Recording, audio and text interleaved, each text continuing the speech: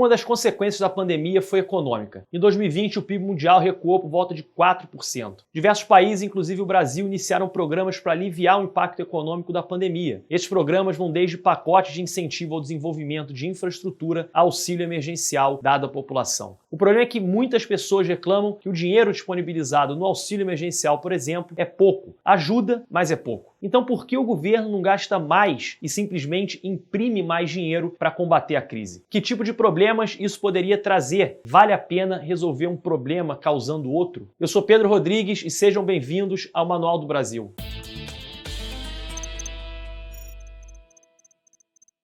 Em primeiro lugar, vamos explicar o que significa de verdade imprimir dinheiro. Quando popularmente se fala em imprimir dinheiro, o que as pessoas devem estar se referindo é à emissão de moeda, e não literalmente à fabricação de mais cédulas, que aliás é algo feito continuamente para repor cédulas danificadas, por exemplo. A emissão de moeda é basicamente o modo do governo aumentar a oferta de dinheiro na sociedade, ou seja, vai haver mais dinheiro disponível. E para emitir moedas, o Banco Central compra títulos do governo emitidos pelo Tesouro Nacional. Este, por sua vez, é como se fosse o caixa do governo, além de responsável pelo controle da dívida pública do país. Quando se compra títulos do governo, o que você está fazendo é basicamente emprestando dinheiro ao governo para que ele possa cumprir suas funções e honrar seus compromissos. Para facilitar ainda mais a compreensão, vamos admitir que a moeda de um país, no nosso caso o real, é uma forma de determinar e mensurar valor dos produtos e serviços. O valor de algo que pode ser subjetivo, mas é a partir do momento em que criamos um parâmetro objetivo através do dinheiro que ele se torna mensurável. A cédula é uma representação desse valor. Quando imprimimos mais cédulas, só multiplicamos as representações do valor. Quando emitimos mais moeda, é como se tentássemos multiplicar o valor disponível. Mas lógico que essa operação tem consequências. A relação com o dinheiro é uma relação de confiança.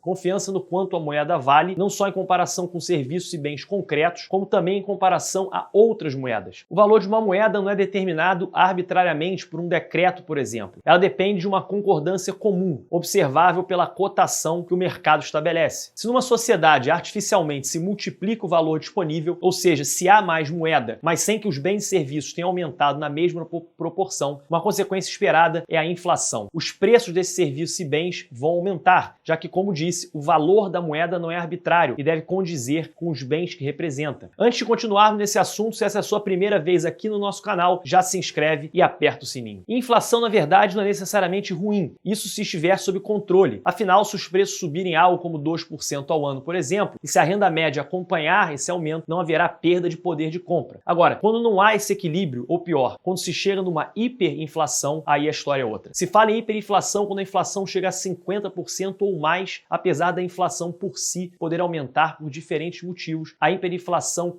quase que em todas as ocasiões, foi gerada pela tentativa de governos cobrirem déficits orçamentários ao emitir moeda. Mas a emissão de moeda é só parte da fórmula que gera hiperinflação. Com mais dinheiro disponível, a população vai poder e querer gastar mais. Porém, só há mais moeda, não há mais bens. E a velocidade de dinheiro e o aumento dos preços acabam se alimentando à medida que os preços aumentam e a moeda perde valor. Menor é a demanda por dinheiro e mais rápido se quer gastar. E quanto mais rápido se gasta, mais se desvaloriza a moeda e, por consequência, os preços aumentam ainda mais. A demanda por moeda fica tão baixa devido à desvalorização que até mesmo manter uma poupança pode ser uma péssima ideia e você perder dinheiro. Essa instabilidade em si pode ter um problema. A incerteza de se viver num país em hiperinflação desencoraja o investimento e, por si só, já pode limitar bastante o crescimento econômico. Mas ok, já deu para entender que podem haver consequências graves em emitir moeda sem limite. Mas se tudo isso já é esperado, então por que cargas d'água qualquer governo iria emitir moeda até esse ponto? Bem, em primeiro lugar, o governo pode fazer isso por pura incompetência ou irresponsabilidade. Em segundo, as outras opções podem parecer ainda piores. Os governantes podem entrar numa situação difícil, sem saber ao certo como sair dela. Esse é o caso quando o país acaba de entrar ou sair de uma guerra, quando passa por uma tremenda agitação civil ou qualquer crise que diminua a capacidade do Estado de recolher impostos, ao mesmo tempo que os gastos governamentais se mantêm os mesmos ou até aumentam. Quando o país não está tão estável que não há sequer confiança internacional suficiente para que possibilite empréstimo, aí a coisa fica feia de verdade. Mas se imprimir dinheiro vai levar a tantos problemas, então o melhor é evitar isso a todo custo. Mas existe quem defenda a emissão de moeda em alguns casos, e essas pessoas têm usado o exemplo dos Estados Unidos. Por lá, para combater a crise gerada pela pandemia, o equivalente ao nosso Banco Central, o Fed, começou a emitir moeda num ritmo raramente visto na história. Só que eles não caíram numa hiperinflação e não agravaram a crise. Mas como isso é possível? Primeiro vale a gente dizer que na realidade os Estados Unidos não são um bom exemplo para defender a impressão de dinheiro, já que lá o dólar é como a medida padrão geral para todas as moedas do mundo. As transações internacionais são comumente feitas em dólar, ou seja, países e empresas de fora dos Estados Unidos acabam expondo o valor de suas moedas em relação ao dólar. Por esse motivo, os Estados Unidos são a exceção, pelo dólar ser a reserva de valor do mundo e todas as moedas se compararem ao dólar. Mas mesmo com esse tipo de privilégio, os Estados Unidos não estão totalmente livres da inflação ou hiperinflação, pode ser um risco distante, mas nunca impossível. Há quem defenda que os Estados Unidos estão, inclusive, abusando desse privilégio, poderão se arrepender disso no futuro. Então, a emissão de moeda só é ok nos Estados Unidos em algumas vezes e olhe lá. Mas não é exatamente isso. Existem sim situações em que imprimir dinheiro não leva necessariamente a um aumento significativo da inflação. Quando o país, por exemplo, enfrenta uma recessão. Para Henrique Meirelles, uma das figuras mais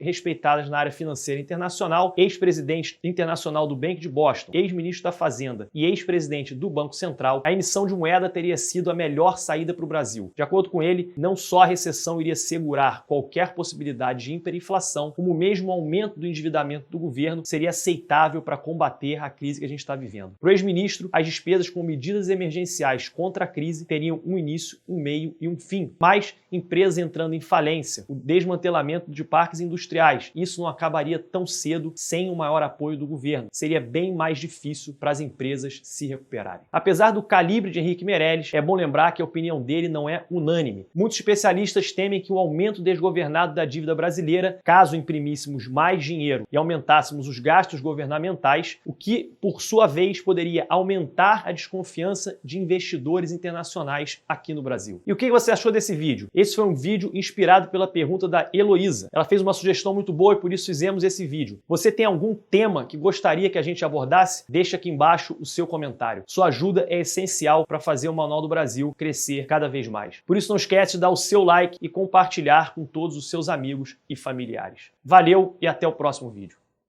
Ela depende de uma coordenância.